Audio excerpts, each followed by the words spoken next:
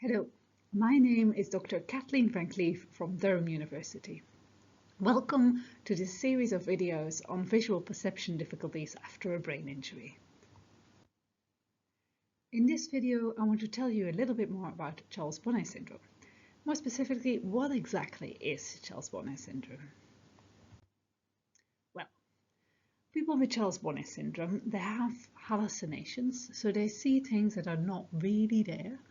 And this can be simple things like different colors or lines, or some people see rather complex hallucinations like animals or plants. People are usually aware that it's not real, and most often it's not really disturbing, and some people even appreciate the beauty of the hallucinations.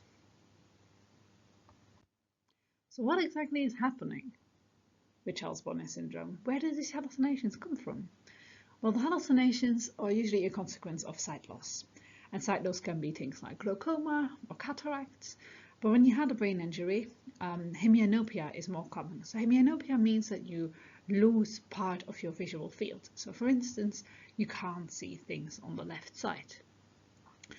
And normally what happens is that images from your eyes are sent to the brain through the different neurons. But when there is no images in that part of the brain, your brain will actually make things up. It's a bit of phantom pain. So when there's nothing to see, instead of quieting down, the brain still fires and creates its own images. So that means that Charles Bonnet syndrome is certainly not a mental condition.